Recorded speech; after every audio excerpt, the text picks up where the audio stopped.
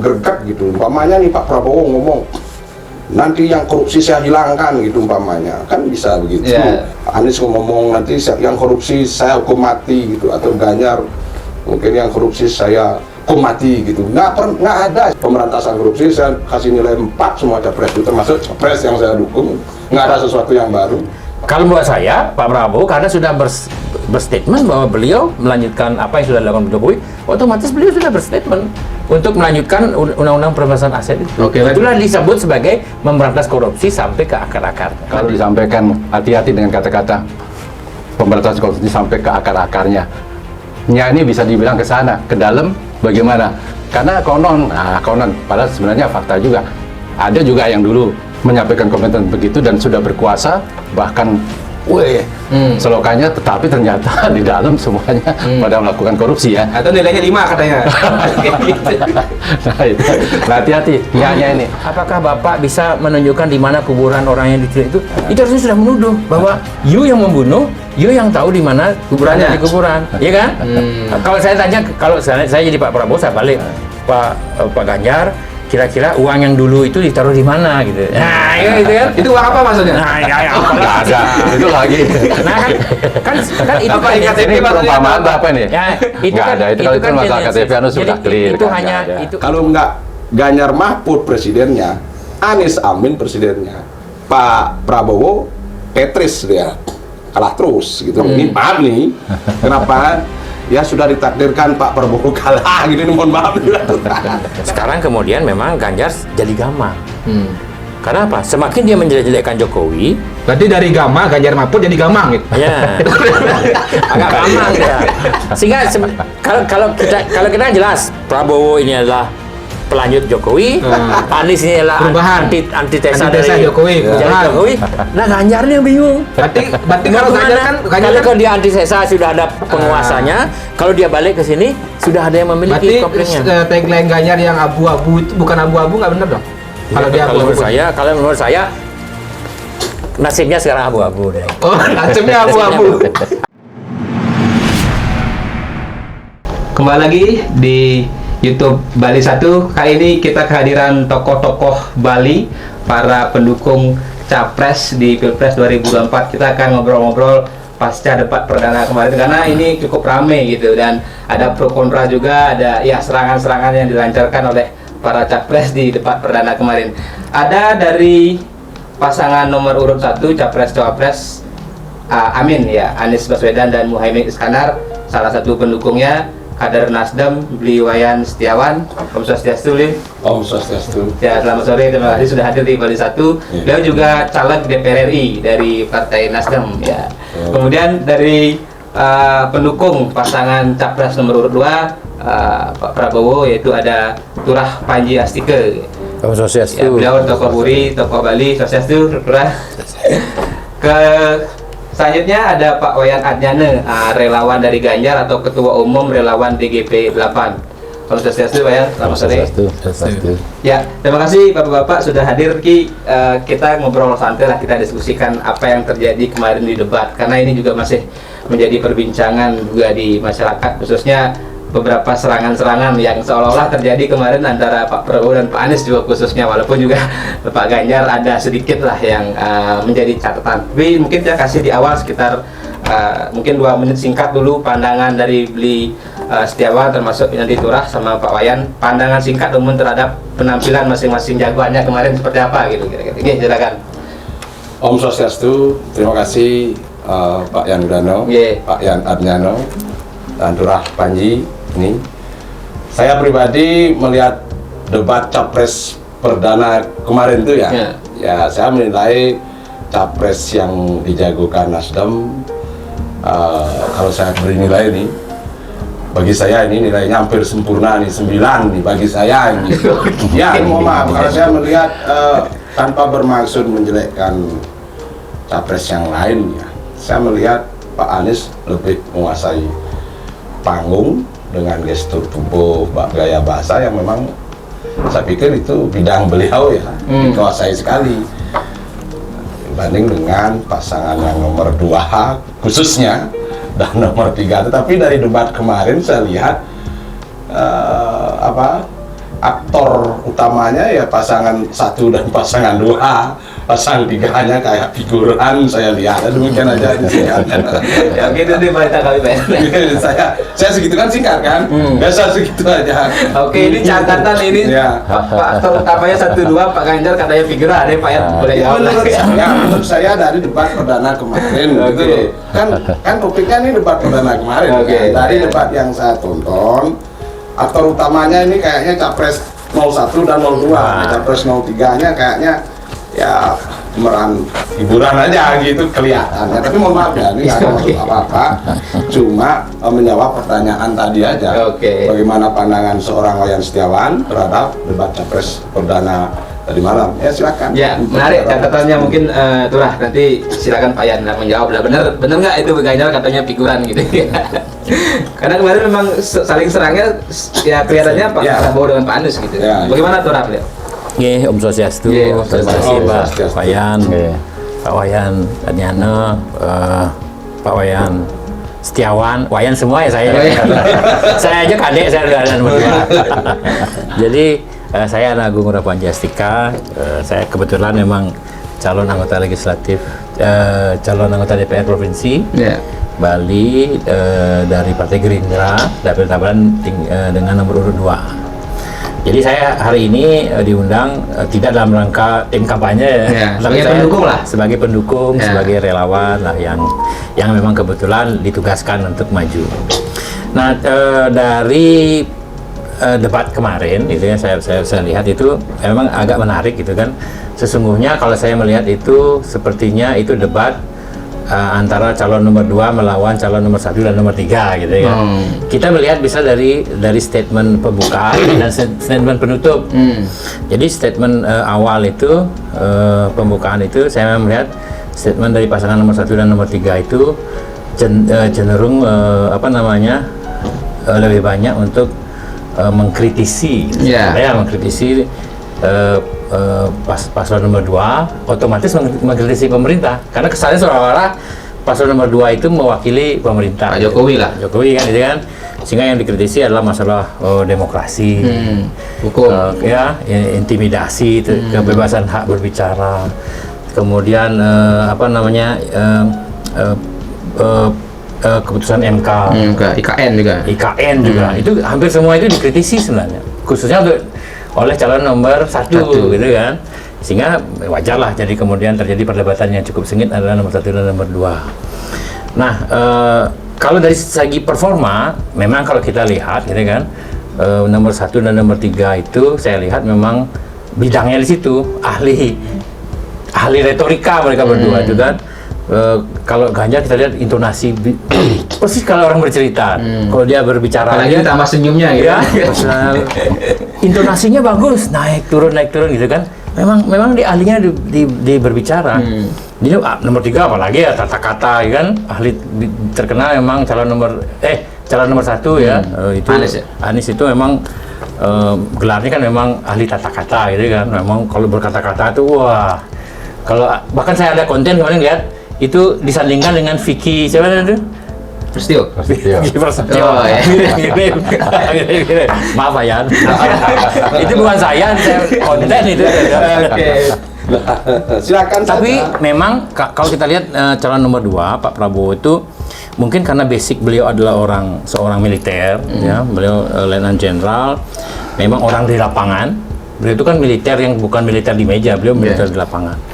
Sehingga memang cenderung intonasinya itu datar ya atau keras gitu kan. Bukan berarti beliau itu marah kemarin, enggak, memang intonasi beliau sebagai seorang militer begitu. Kemudian to the point, tidak bisa berretorika.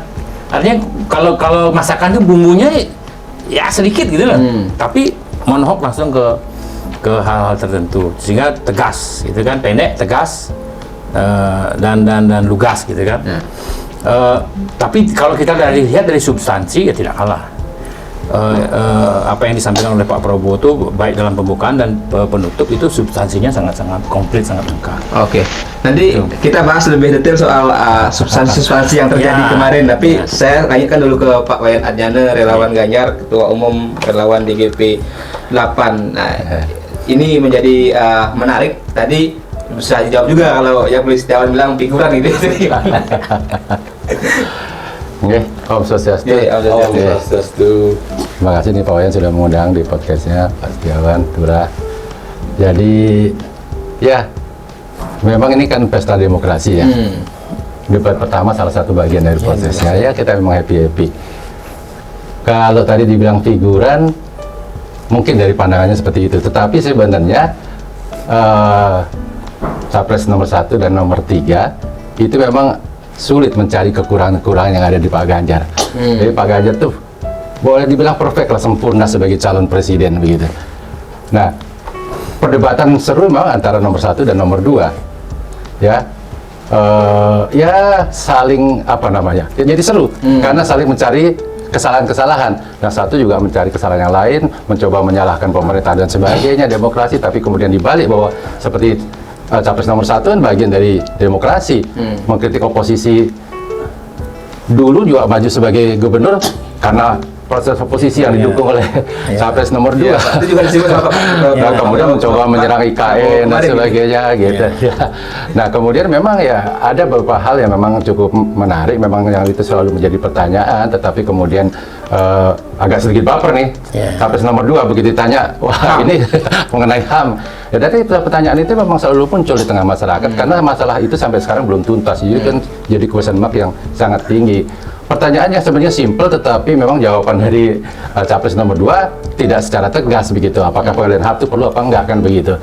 Kemudian di mana ditanya kuburan kan supaya bisa keluarga itu bisa berziarah kan begitu. Nah, ada jawaban begitu. Nah, hal-hal seperti itu ya memang jadi kalau saya melihat ya kalau figurnya Pak Ganjar ya dari hampir semua sisi lah, dari keluarga dan sebagainya, akademiknya, kemudian religiusitasnya, kemudian prestasinya, integritasnya dan sebagainya, ya bisa dibilang hampir sempurna, kan nggak ada sempurna kan begitu. Sehingga memang agak sulit mencari kesalahan. Nah, di nomor 1 dan di nomor 2 ini yang memang akhirnya konfrontasi cukup ramai karena ada hal-hal yang bisa diperdebatkan. Saya rasa seperti itu sih. Ya. Jadi sudah dijawab juga tadi sama ini kan penilaian masing-masing ya, pendukung itu sah-sah saja. Nah, tapi kemarin yang menjadi sebenarnya substansi kan dari tema-tema debat itu. Kalau penampilan ya tadi ada gimmick-gimmick kan juga ada Pak Prabowo sebenarnya kan selama ini dicitrakan gemoy, tapi kemarin kan juga seolah-olah gemoynya nggak bisa muncul tapi emosinya juga terpancing gitu. Nah, ini mungkin nanti bisa kita diskusikan. Tapi dari sisi substansi yang soal pemberantasan korupsi, nah bagaimana mungkin pandangan dari masing-masing pendukung ini melihat gagasannya kemarin? Mungkin nanti juga saya singgung sedikit adalah soal kebebasan berekspresi dan juga mungkin soal IKN karena ini yang mungkin juga menjadi paling ramai. Komitmen masing-masing capres memang karena waktu mungkin ya kita nggak bisa melihat yang program yang benar-benar apa yang bisa membenar wah gitu, tapi mungkin selama ini apa yang disampaikan sudah kita dengar, seperti kalau misalnya mendorong RUU perampasan aset itu kan sudah di DPR sekarang. Tapi belum juga clear, apalagi kata Ketua Komisi 3 itu kan tergantung pos-pos partai. Nah ini kalau Pak Ganjar kan ya tanda kutip bosnya kan Ibu Mega lah kan begitu. Kalau Pak Prabowo kan beliau sendiri Ketua Umum Gerindra. Kalau Pak Anies ya ada Pak Surya Paloh di sana, ada Ketum PKB, Cak Imin, ada PKS. Nah ini bagaimana melihat soal korupsi dulu, Bli? Seperti apa? Saya dulu ya. Pertama saya harus disclaimer dulu nih. Saya kesini ini bukan sebagai ketua tim pemenangan seperti Pak Wayan Adnyana ya, karena untuk Anies di Bali itu Pak Haji Masrur Makmur ya. Jadi bisa saya jawab begini, saya harus fair aja karena saya ya tidak bisa sandiwara walaupun Pak Anies presiden saya dukung, tapi saya nilai ketiga-tiganya menurut saya nih tiga-tiganya capres itu nggak ada satupun yang secara tegas gitu loh. Tentang pemberantasan itu nggak ada, cuma formal gitu aja, omongannya datar aja, nggak ada intonasi yang membuat kita yakin, termasuk capres yang saya dukung pun begitu. Cuma saya berani menyampaikan apa adanya. Saya berharap debat-debat ke depan, terutama khususnya Pak Anies, bisa tegas, intonasinya sedikit tegas soal pemberantasan korupsi.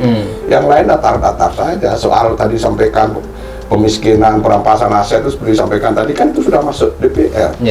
Bukan hal yang baru sebenarnya gitu loh.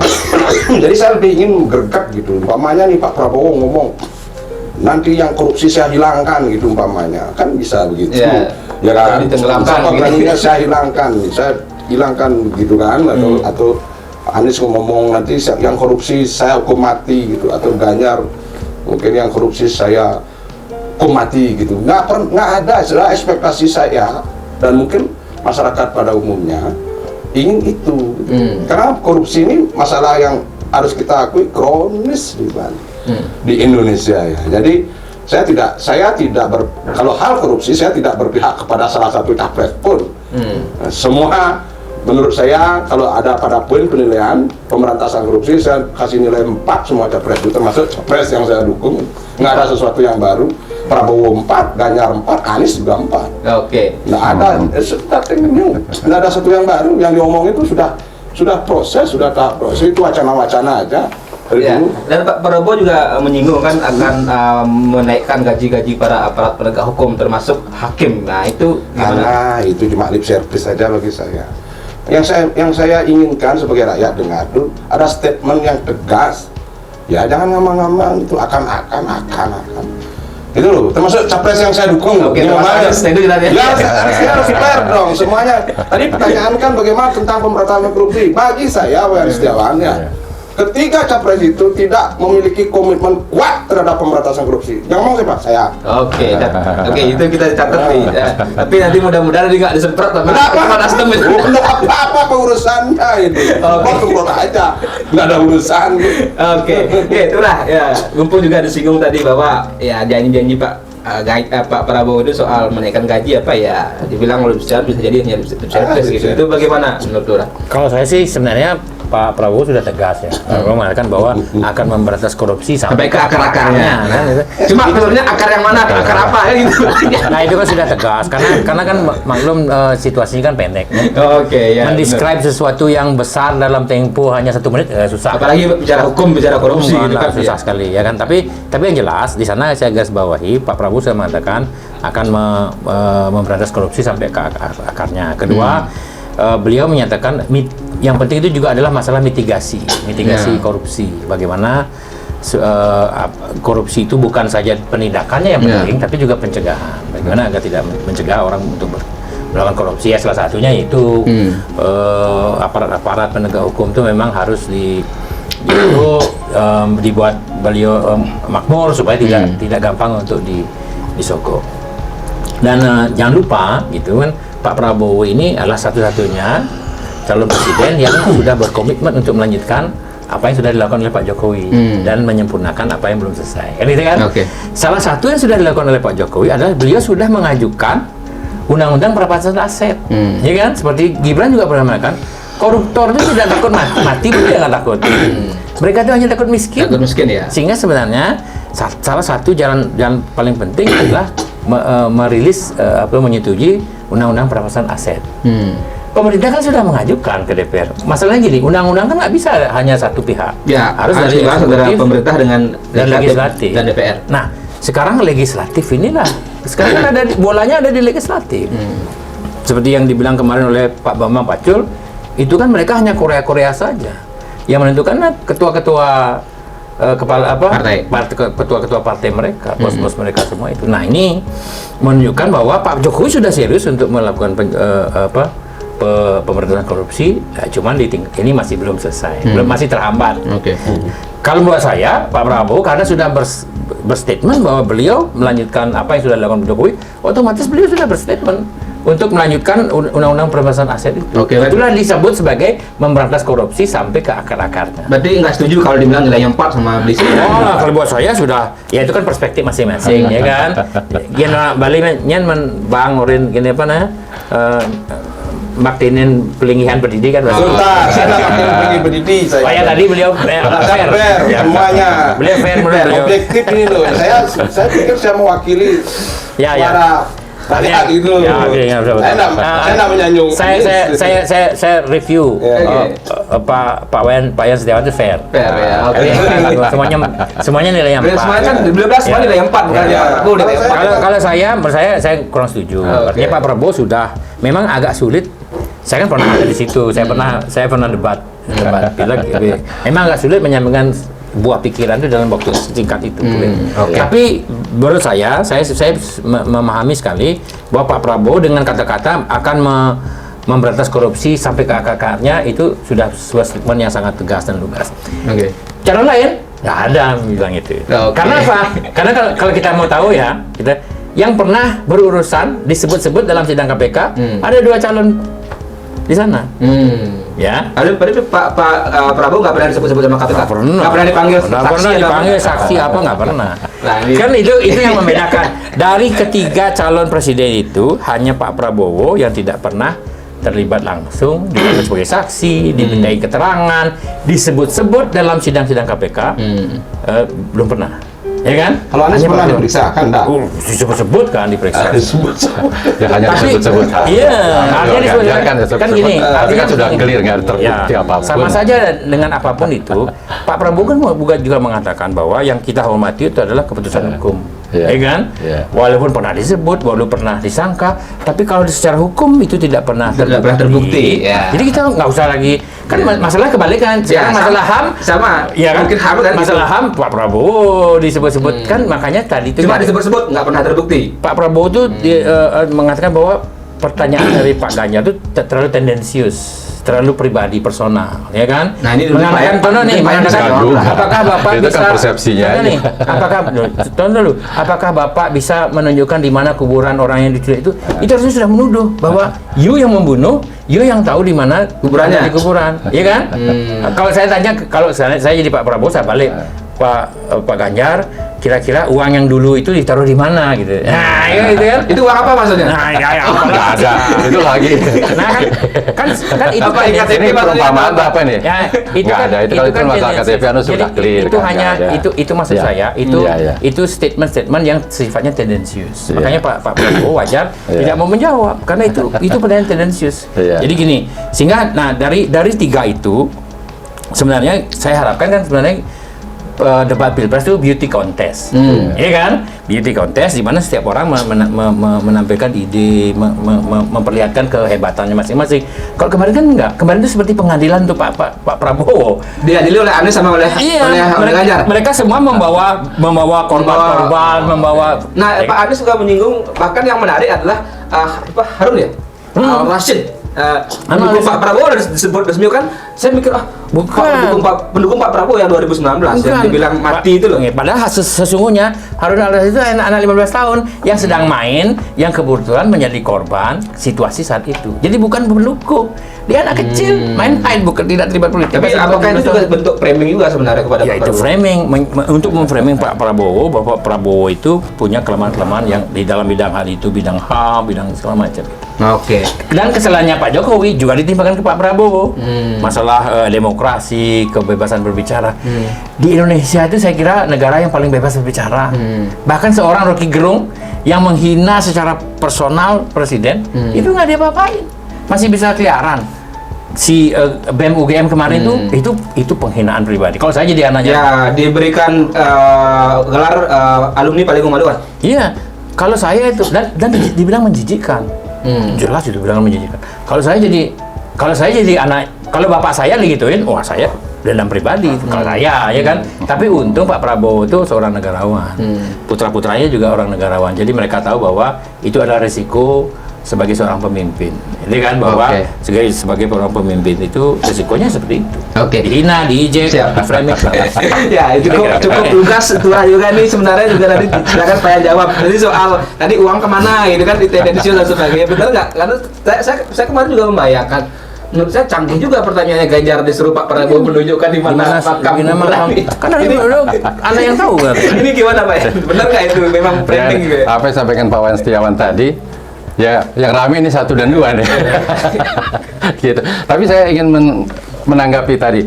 Ya, kalau masalah korupsi semuanya saya rasa memang itu jadi bahan pembicaraan kita dan semua pasti akan bertanya masalah komitmen untuk pemberantasan korupsi dan sama pasti akan menjawab berusaha untuk sebaik-baiknya itu. Nah, saya hanya sedikit ya flashback atau retorika saja. Kalau disampaikan hati-hati dengan kata-kata pemberantasan korupsi sampai ke akar-akarnya. Ini bisa dibilang ke sana, ke dalam bagaimana? Karena konon, padahal sebenarnya fakta juga. Ada juga yang dulu menyampaikan komentar begitu dan sudah berkuasa, bahkan weh, selokannya, tetapi ternyata di dalam semuanya pada melakukan korupsi ya. Atau nilainya 5 katanya. Nah, itu. Nah, hati-hati, hanya ini.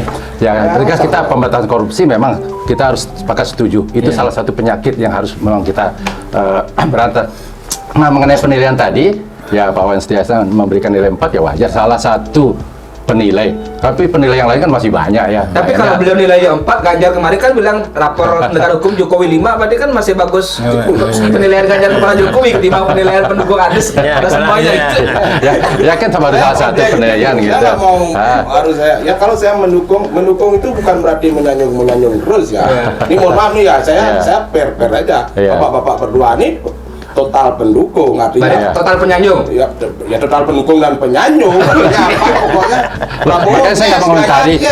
Kalau Pak Setiawan memberikan nilai 4, oke, itu kan penilaian dari Pak Wayan dari salah satu penilai, dari salah satu juri di Indonesia ini kan masih banyak juri lain, gitu lah ya, kan begitu. Nah, langsung. termasuk sebenarnya kata Pak Prabowo itu nanti yang jadi hakim kan rakyat, artinya siapa yang memilih kan rakyat. Kalau Prabowo Gibran, ya rakyat harus. Pada muaranya ke situ, akhirnya diperlukan debat dan sebagainya kan supaya masyarakat itu mengetahui lah paling tidak apa yang menjadi ya visi misi aspek gagasan pikiran kan itu. Yang itu memang waktunya mepet, memang tidak bisa mencerminkan semuanya seperti tadi produknya Pak Wayan sampaikan, tapi paling tidak bisa lah dilihat bagaimana sih karakter, integritas dan keseriusan dari para calon presiden kan begitu.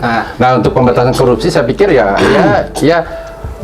kalau kita baca ya ini kan sudah ke masyarakat semua visi misi program kerja yang masing-masing capres ya, termasuk Ganjar. Nah, itu kan kita menuju Indonesia unggul.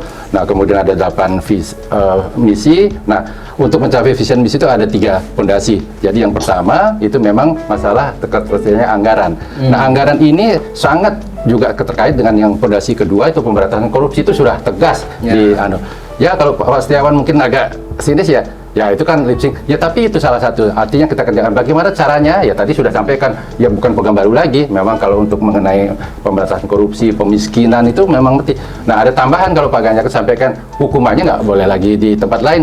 Nusa Kambangan.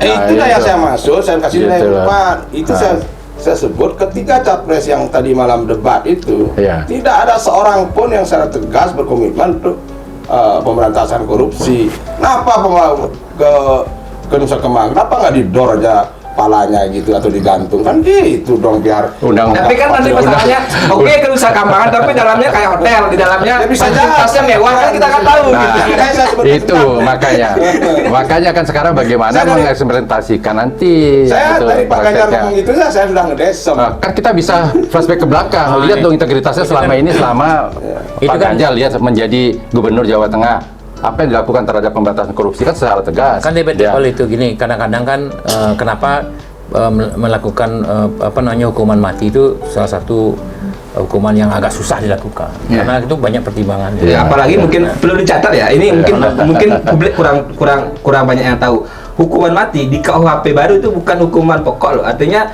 itu menjadi hukuman paling terakhir dan selalu dialternatifkan dengan hukuman penjara seumur hidup atau 20 tahun. Jadi kalau sekarang bisa ada capres keluar hukum mati nggak bisa, hakim pun nanti pemutus juga mungkin nggak akan bisa begitu gitu. Itu gimana? Dan koruptor itu tidak takut mati. Artinya kan kita tidak bisa hanya melihat apa yang disampaikan, lihat dong rekam jejaknya, siapa yang selama ini serius melakukan penegakan hukum terhadap tindak pidana korupsi, dan itu biasa diproyeksikan kalau menjadi presiden siapa yang kira-kira akan, ya betul sih wacana itu sudah lama, pemiskinan lah, perampasan, mau nggak begitu jadi capres, jadi presiden, kemudian laksanakan itu. Kan ini yang selama ini kan itu nggak ada. Sudah yang Jokowi, yang menjadi kekecewaan Pak Setiawan kan seperti itu, kan gitu. Jokowi sudah melakukannya pembatasan uang kartal, undang-undang perampasan aset, cuma masih mentok di DPR. Ini mungkin sebenarnya pertanyaan kritis ya. Kalau anggaplah ketiga capres ini punya komitmen, kecuali Pak Prabowo ya, dia kan begini, Pak Prabowo kan capres sekaligus bos partai, benar kan? Capres sekaligus bos partai. Pak Anies capres tapi nggak punya partai. Pak Ganjar capres petugas partai, kan begitu kan, bener kan? Nah, pertanyaan saya, kenapa nggak capres nih kalau memang benar-benar punya komitmen mendorong pengesahan RUU perampasan aset, ngomong dengan ketua partai masing-masing pengusung, ketua partai sahkan sebelum 14 Februari, setujui, suruh anak buahnya di DPR ketok palu itu. Kenapa nggak begitu? Emangnya bisa? Emang segampang itu? Nah itu pertanyaannya. Emang boleh gitu ya? Kalau asal ngomong aja, emang ngomong nggak bisa dieksekusi kan percuma juga. Kalau memang Itu- tadi dari emang segampang itu, berarti nggak punya power dong capres kita ini kepada ketua-ketua partai. Bukan begitu, karena kan gini, itu kan apa namanya kawasan yang berbeda. Capres-capres ini kan, contoh nih, mereka adalah dua capres ini adalah gubernur, mantan gubernur, yang satu menteri Ya, pertahanan. makanya tadi saya bilang Sekarang dalam itu konteks itu bola- hanya Pak Prabowo yang bos yang bisa memerintahkan misalnya Ya. fraksi Gerindra di DPR, fraksi Gerindra setujui. Praksi Itu Gerindra itu. kalau ada pembahasan pasti setuju, karena beliau mengikuti Pak Jokowi. Masalahnya kan membahasnya belum sampai untuk Belum melakukan final. pembahasannya belum, Iya. belum diagendakan. Ini kan ada semacam kekuatan besar yang belum bisa membuat undang-undang perampasan aset, pembatasan uang kartal itu belum jadi. Kenapa? Ada satu kekuatan besar. Nah, kekuatan besar ini yang harus kita apa namanya rubahlah ya. Kekuatan besarnya harus kita geser sedikit, Iya. ya kan? Iya. Selama ini partai terbesar siapa di sana kan kita bisa lihat, Iya. ya kan? Kan kita Gerindra mungkin mendukung nomor begitu. 3, ya kan? Nah sekarang mendukung tapi tidak bisa diatur kan gitu kan? Ya, enggak juga, Nah, tapi concern. sekarang kalau gini. untuk undang-undang. Mudah-mudahan di Partai Gerindra ini besok bisa menjadi partai yang besar, ini kan? Partai pemenang maksudnya? Partai pemenang. Kalau dia partai pemenang, tentu akan lebih gampang untuk mengatur, untuk membuat ini bisa terjadi semua. Iya. Oh, cecek. Kan seperti ini. Ya, kita tunggu lah, Iya. Artinya Iya. tadi begitu, artinya dibanding ketiga capres itu kan hanya Pak Prabowo yang bos partai, mestinya mungkin bisa mendorong di DPR. Makanya Iya. hanya dia berani bilang saya akan berantas korupsi sampai ke akar-akarnya. Hati-hati, nyanya kemana nih? Nyanya biasanya ke pihak ketiga ke dalam, hati-hati. Nah, saya ingin tambahkan Paling tidak kan fondasi dia- yang satu lagi. Iya. Kalau untuk program visi misinya dan Ganjar, nah itu kan digitalisasi birokrasi. Yang menyebabkan terjadinya korupsi siapa?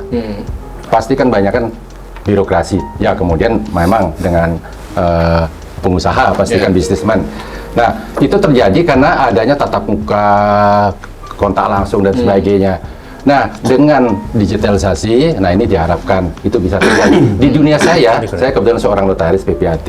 Nah itu sudah bisa mengeliminir terjadinya hal seperti itu. Untuk notaris semuanya kita faceless, tidak ada tatap muka lagi dengan pejabat di Kementerian Hukum dan HAM, sehingga semua pelayanan terasa berjalan cepat dan baik ya, tidak ada biaya-biaya apapun gitu.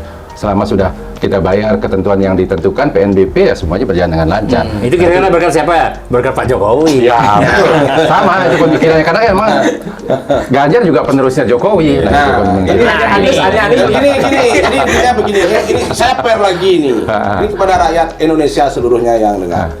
Kalau masyarakat rakyat Indonesia sebagai pemilik pemilik kedaulatan mau keadaan seperti ini aja, silakan pilih antara Pak Prabowo atau Pak Ganjar, karena mereka representasi senang atau tidak senang, mereka representasi Jokowi.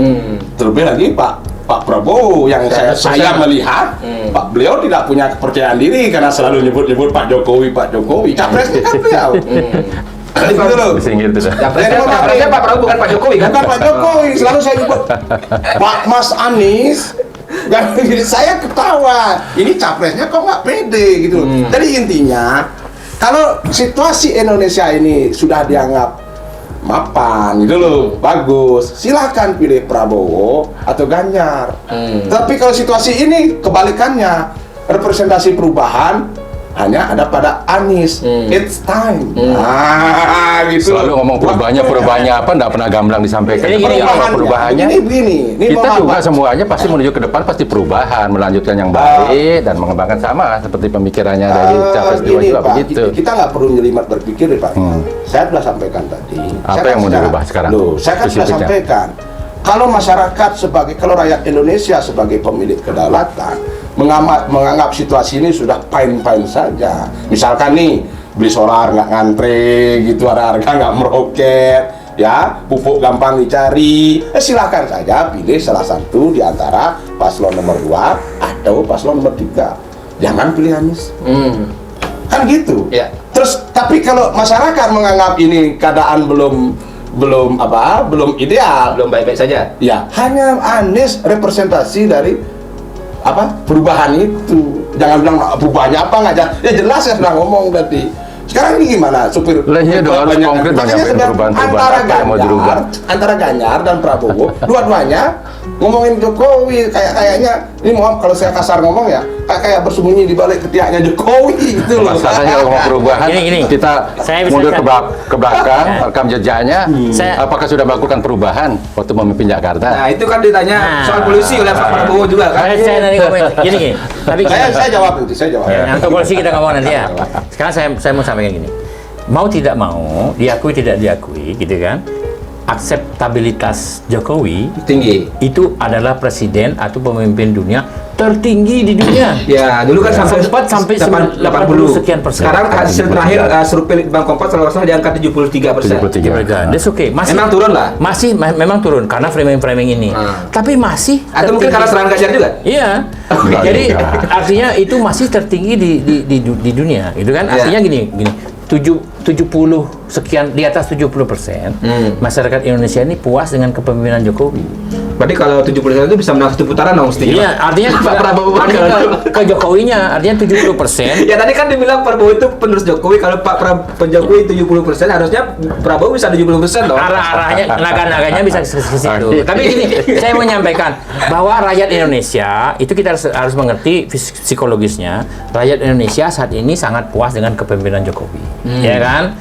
Dan sehingga kalau memang rakyat Indonesia itu yang 70%. Tapi ini puas nggak? Ini pertanyaan ini puas nggak? Iya, makanya wajar ini dong. puas nggak? Ini 4%. Kan saya 27%-nya. Ini ada bagian, kasih saya ngomong dong.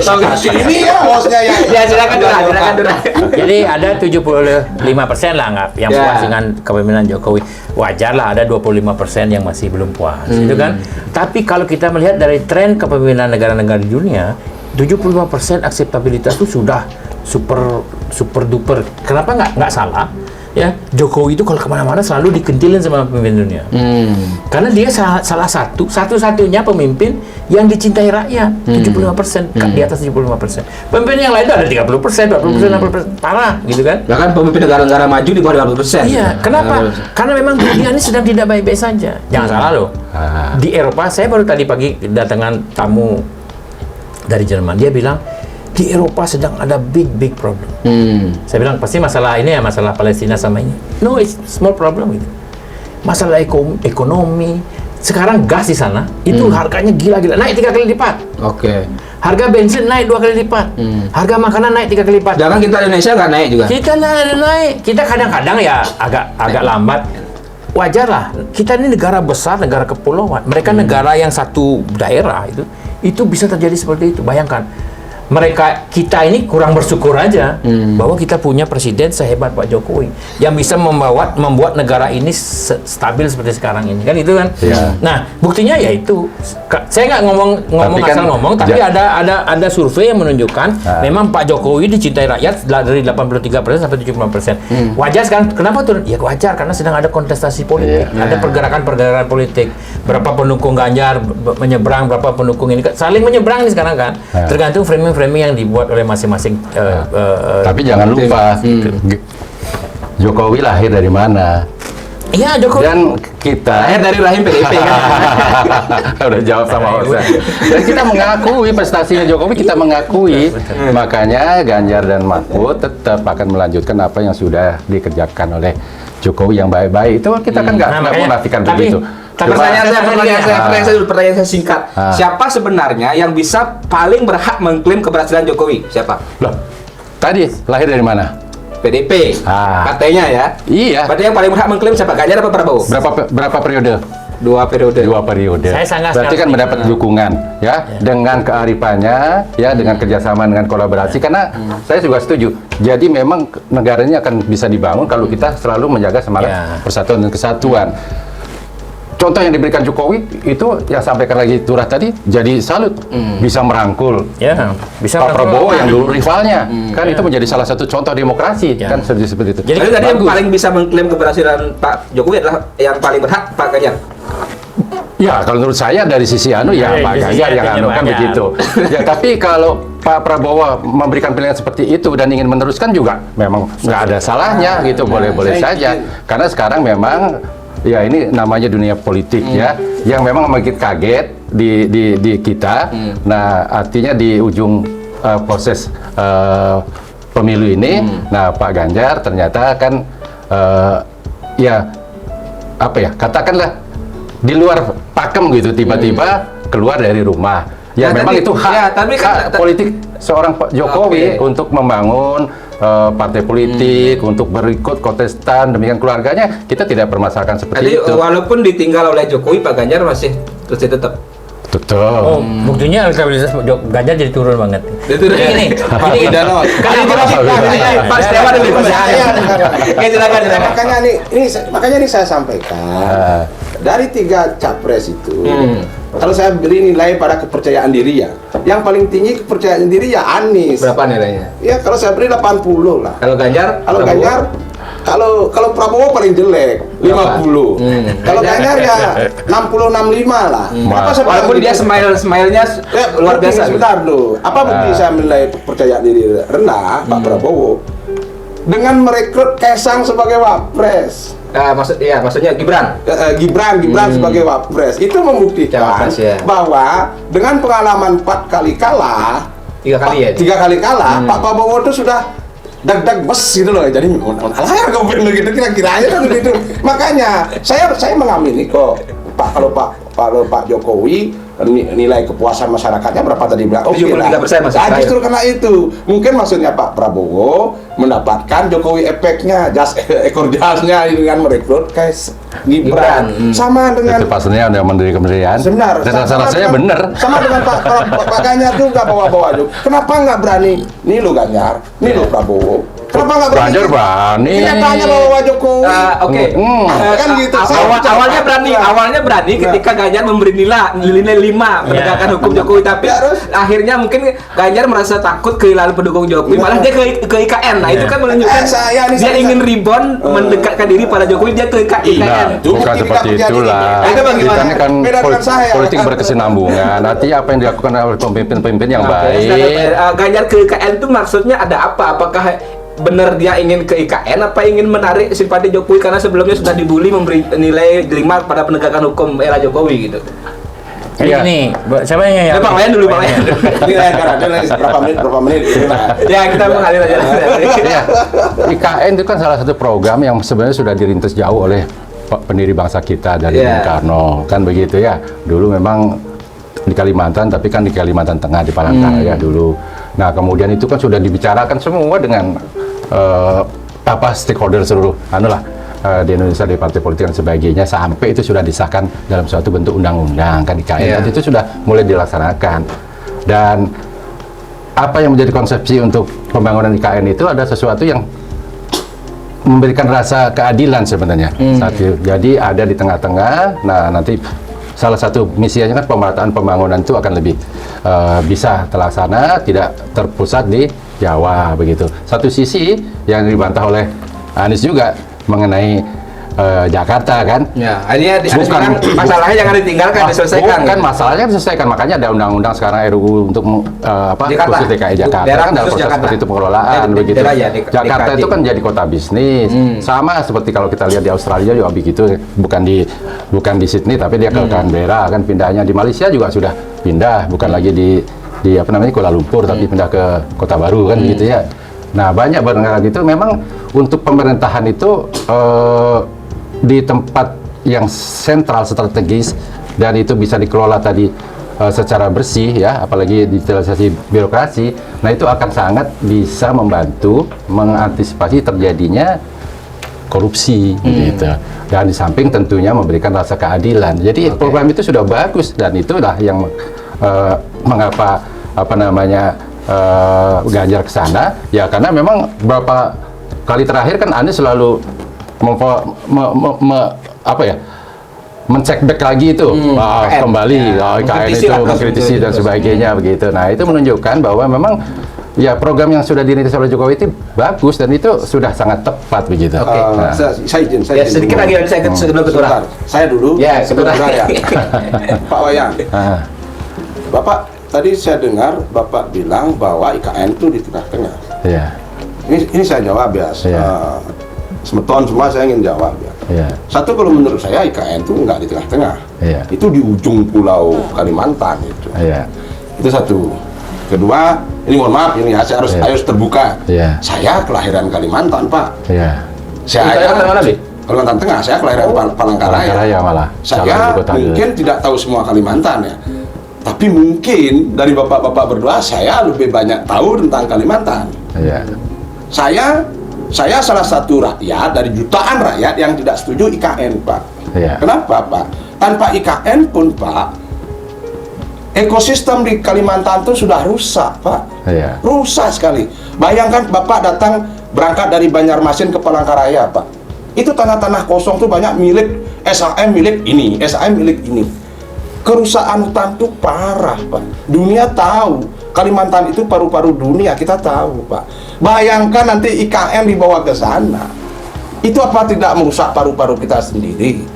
Kalau saya pribadi tetap tidak setuju, Pak. Ini mohon maaf ya. Jadi bilang, oh ini pemerataan karena di tengah-tengah mau kosong, Pak. Ini mohon maaf, Pak ya. Ini mohon maaf. Kalau Bapak datang dari Banjarmasin atau oleh manapun di Kalimantan, ke IKN itu jauh, Pak. Jauh itu, jangan bilang dekat. Kalau bicara tengah-tengah, mungkin di antara Palangkaraya dan Banjarmasin. Itu tengah-tengah karena ada Kalbar. Dari Kalbar aja ke IKN itu jauh, Pak. Jadi narasi bahwa itu di tengah-tengah saya bantah, Pak.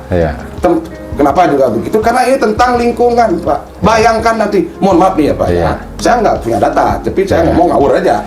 Hanya dengan IKN aja, Pak. Sama seperti cerita Bandara Bali Utara ya. Harga-harga tanah itu udah naik, Pak.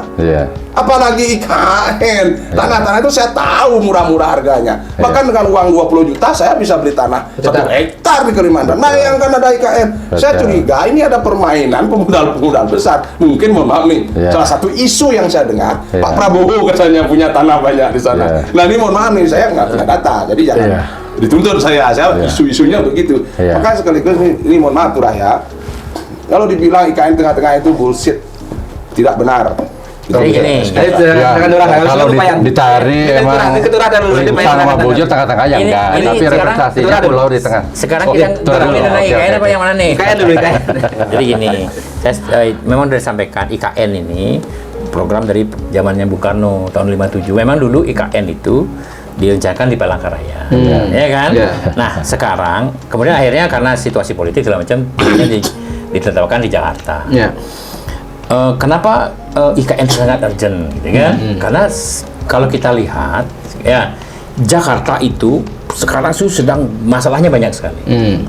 Satu, jadi masalah ekonomi. Untuk keadilan ekonomi, ya 70% uang di Indonesia itu beredar di Jakarta. Padahal Jakarta jumlah penduduknya wilayahnya cuma 0,004% dari seluruh Indonesia. Tapi 70% uangnya beredar di situ. Sehingga kenapa di Jakarta jadi kemakmurannya jadi terlalu makmur. Sementara di daerah lain jauh ini rasionya tinggi sekali, senjangan. Bayangkan harga tanah di Jakarta per meternya sekian puluh juta. Di sana 1 hektar ya hektaran sudah dapat sekian puluh juta. Artinya nggak ada keadilan dong. Kenapa mesti harga tanah di Kalimantan harus lebih murah daripada harga tanah di Jakarta? Kalau kita melihatnya dari sudut pandang itu, ya kan? Dan benar kata Pak Yan tadi, tanpa IKN pun Kalimantan ini rusak. Tanpa IKN. Tapi dengan IKN apa yang rusak? Dengan ada IKN, ya kan? Sentral dari government itu ada di sana. Pengawasan terhadap Kalimantan ini jadi lebih gampang. Mendekatkan pengawasan tadi. Kalau sekarang ini benar loh, saya sering ke Jambi. Itu salah satu memang. Ya. Kenapa orang-orang di daerah itu sering termarginalkan, gitu kan? Karena akses mereka terhadap informasi, terhadap pusat administrasi itu sangat jauh.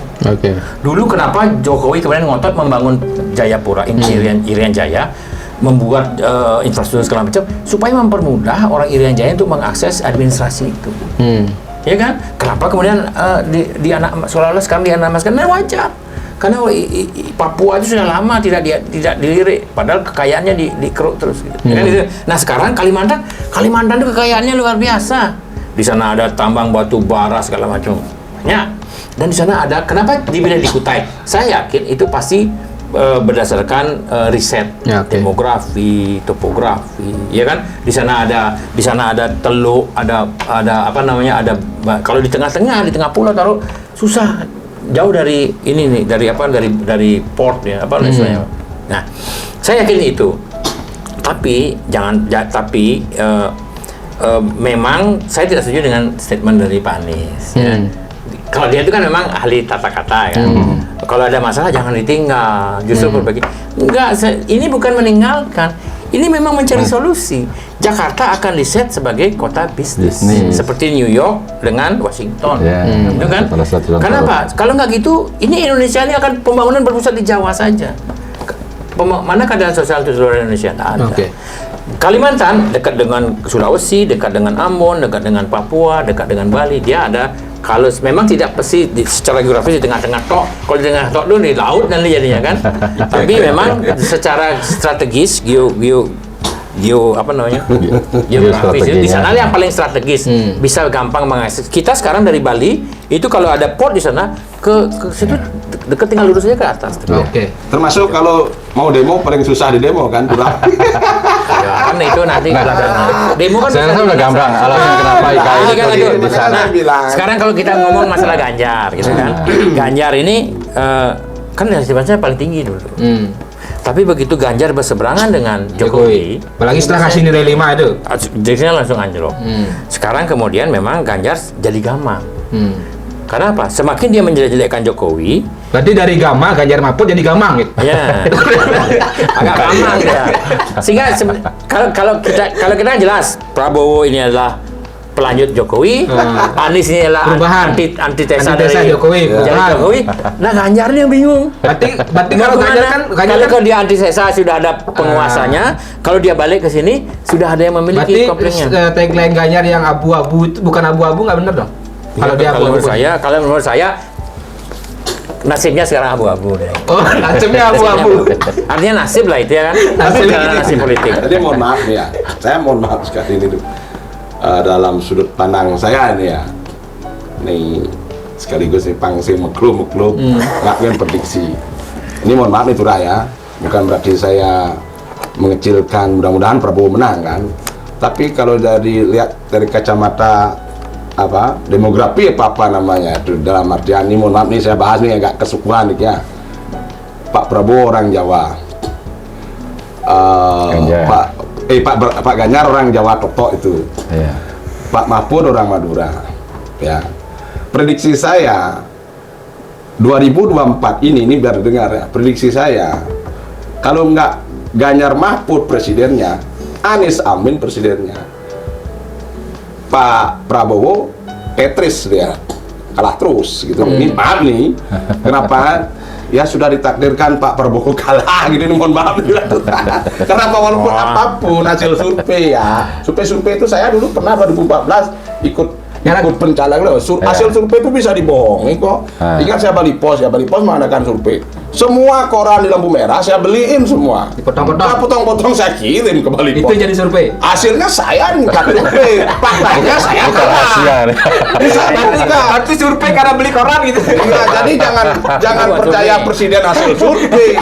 Saya ini mohon maaf ya. Kenapa saya mau vulgar? Saya tahu kok orang Jawa, saya tahu orang Madura. Ya. Orang beli banyak waktu itu beli koran. Undang. Orang kan saya sudah pernah bahas uang dari orang lain. Oh, bang orang lain. Iya kan? Jadi peluangnya ini mohon maaf saya mohon maaf sekali termasuk kepada pendukung Pak Prabowo. Saya mohon maaf sekali. Saya hanya asumsi saya ya. Apalah artinya wayan sewan. 2024 ini kalau nggak Ganjar presiden, Amin presiden. Catat omongan saya. Oke. Nanti kita closing karena ini Turah ada bertemu kita putaran kedua. Saya pikir putaran kedua itu gitu.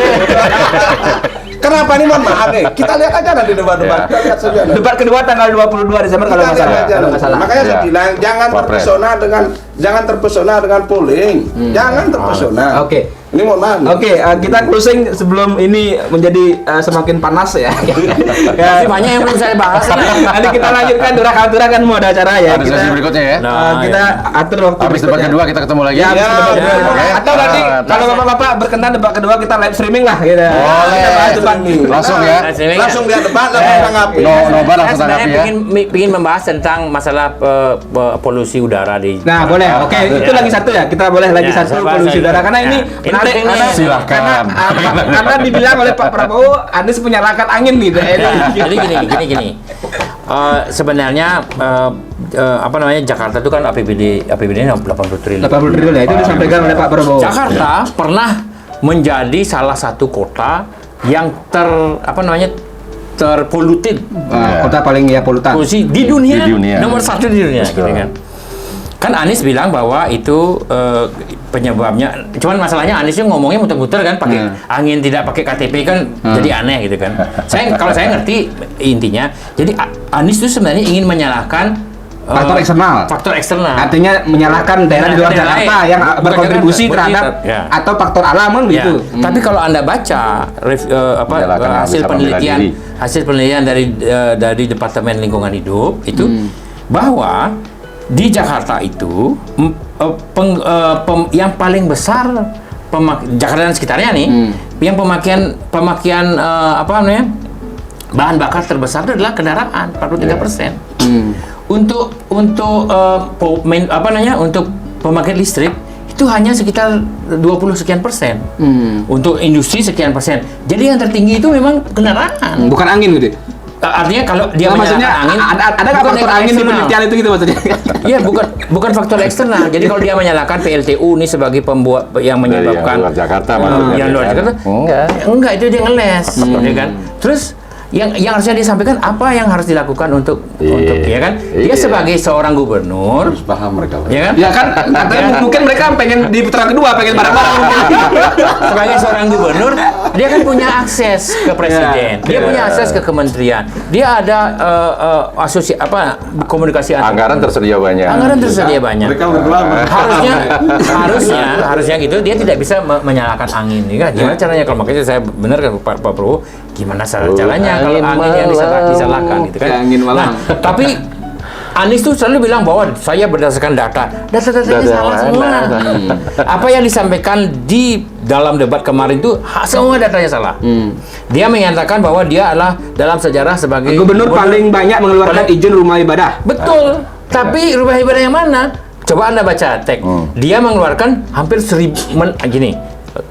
Mohon maaf ya, bukan tidak bersara. Dia menambah izin pura 3 selama kepemimpinannya. Menambah kelenteng 4. Ya, menambah gereja Protestan berapa puluh. Tapi ada 1.500 gereja yang tutup. Ya kan? Kemudian yang banyak dia keluarkan adalah untuk langgar ya, bukan? Itu hampir 1.500 sekian. Kemudian ada penambahan izin masjid 1.500 sekian. Itu saya baca di ini ya. Artinya apakah itu valid atau tidak izin itu data itu saya kurang tahu. Itu berdasarkan data yang saya dapat di media sosial.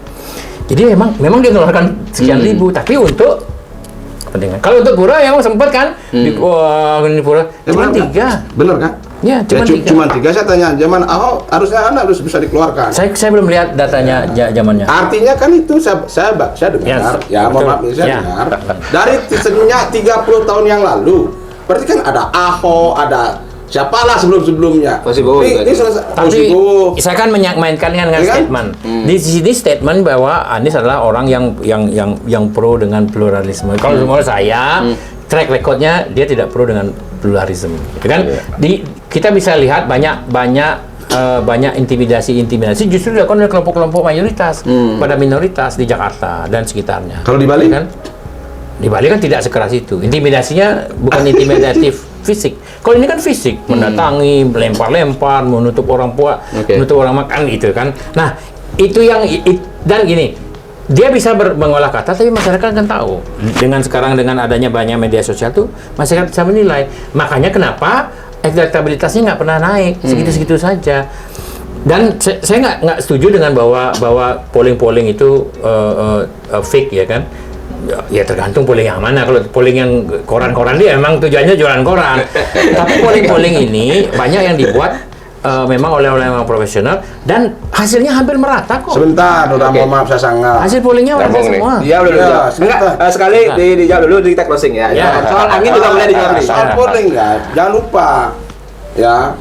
Pemilu kalau nggak salah pemilu 2019 bahkan Pak Prabowo sudah merayakan kemenangan loh.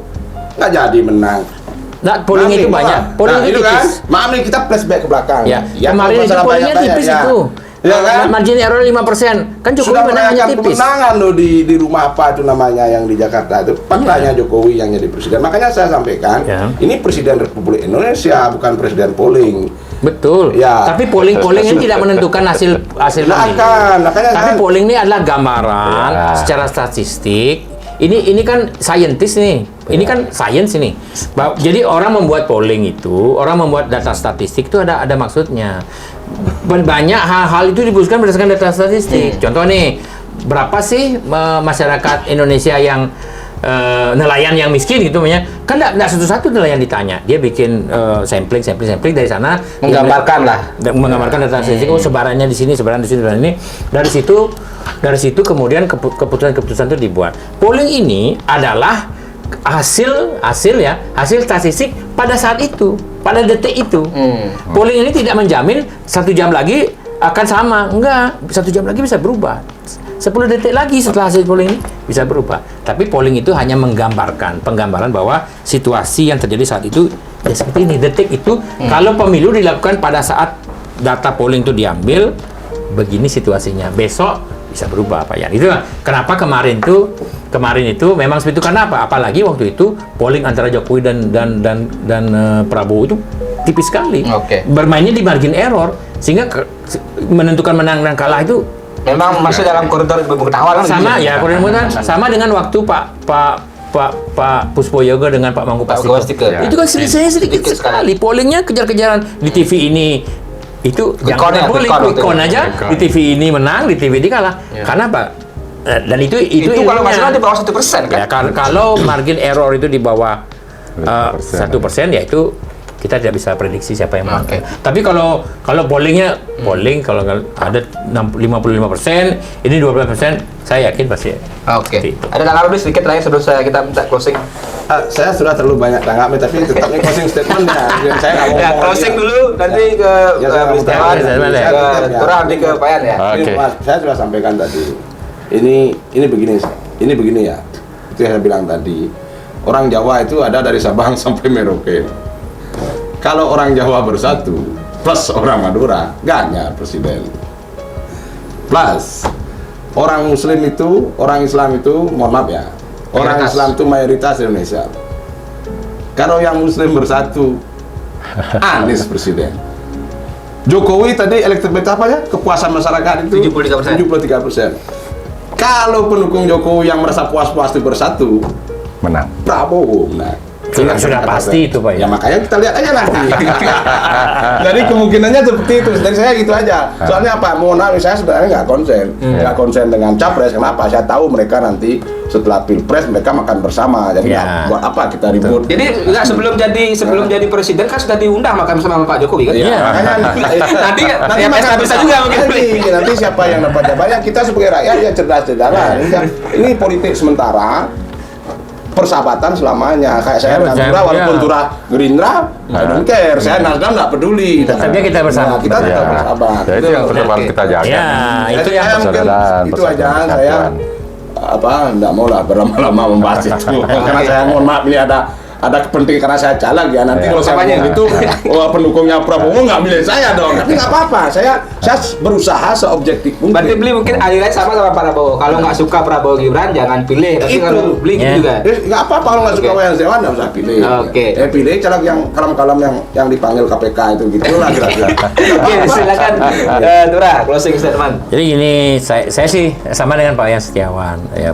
Intinya semangat kita kan semangat demokrasi. Demokrasi ini harus membawa suasana yang gembira dan bahagia. Kan tujuan demokrasi ini untuk kesejahteraan untuk seluruh rakyat Indonesia. Keadilan sosial untuk seluruh rakyat Indonesia. Cuman tetap saya menyampaikan kepada para masyarakat, kita harus mulai cerdas, ya kan? Jangan memilih seseorang dalam atau sesuatu atau seseorang ya. Itu hanya berdasarkan kalau di Bali sudah siu gitu kan. Atau berdasarkan money politik ya, bansos segala macam itu sudah nggak zamannya lagi lah. Sekarang mari pilih figur-figur yang memang benar-benar berani bersuara untuk merepresentasikan kepentingan masyarakat dimanapun, mau di legislatif, mau di eksekutif, gitu kan. Nah kalau dalam hal capres ini, ya saya yakin lah bahwa saya sebagai seorang yang puas dengan kinerja Pak Jokowi kan ada 73% sekarang ini kan. Saya bagian dari 73% itu, dan saya hakul yakin gitu kan bahwa satu-satunya calon presiden yang memang bertekad untuk melanjutkan dan menyempurnakan kerja Jokowi itu adalah Prabowo Gibran. Jadi ya pesan saya ya coblos nomor 2. Satu putaran? Astung Karo satu putaran. Ya. Berarti nggak ketemu dong sama Ganjar nanti. Itu udah mesra. Ini udah mesra di meja tadi. Satu putaran supaya Saya ingat iklan rokok, yang rokok jin itu. Satu putaran, ngipi. Mudah-mudahan nggak ngimpi gitu lah katanya itu dah. Oke, Pak Yan. Padahal nanti udah mesra sama pendukung Ganjar ini. Ditinggal nanti. Ingat tanggal 14 Februari ya, itu pemilu, pesta demokrasi, ya mari kita ikuti dengan kebersamaan ya, tetap Dengan menjaga sukacita, ya. persaudaraan, menjaga persatuan kesatuan dengan sukacita ya. Seperti kita berdebat ini, boleh kita sama juga sebagai capres-capres kita berdebat, silahkan. Ya. Silakan nanti masyarakat amati semua ya, masih ada 4 kali debat lagi. Visi 4 kali, 2 kali di capres, 2 kali di cawapres lagi. Visi misi program kerja masing-masing sudah mungkin beredar di masing-masing. Saya sudah baca tim semua pemenangan, tim kampanye sudah turun semua. Silahkan itu masyarakat, karena demokrasi intinya kan nanti pemegang kedaulatan ada di tangan rakyat yang akan menentukan di tanggal 14 Februari. Nah, di samping tentunya debat-debat, ya program dan sebagainya juga dilihat ke belakang track record-nya. Nah, kira-kira siapa pemimpin yang bisa mengeksekusi apa yang menjadi program, apa yang dijanjikan dalam kampanye-kampanye, apa yang disampaikan dalam debat. Kira-kira siapa? Saya kembalikan kepada masyarakat, tetapi saya mengajak masyarakat. Mari, salam 3 jari, pilih nomor 3. Makasih. Oke, luar biasa Bapak-bapak. Ini abis ini mungkin kalau bisa kita pesta-pesta lah. Jadi pesta demokrasi, jadi kita pesta gitu. Jadi capres, karena para capres-capres mungkin juga pesta-pesta nanti gitu kan. Oke, terima kasih Bapak-bapak. Kita akan sambung, masih kita menunggu debat kedua. Topiknya cukup menarik nanti karena ada soal ekonomi di sana. Nah, ini juga menjadi concern kita, nanti mudah-mudahan kita bisa bahas untuk jadi debat kedua. Terima kasih sudah hadir di Bali 1. Jadi mudah-mudahan ini bisa memberikan ya sedikit pendidikan politik lah, bagian dari ikhtiar kita untuk mencerdaskan anak bangsa lewat kepedulian kita kepada isu-isu politik. Jadi jangan apatis dengan politik, karena politik yang mengubah masa depan, mengubah nasib kita agar tidak menjadi gamang. Nah ini itu agar tidak menjadi gamang masa depan kita ke depan. Terima kasih. Kita berjumpa di kesempatan berikutnya. Supaya tidak gamang, gamah. Gamang.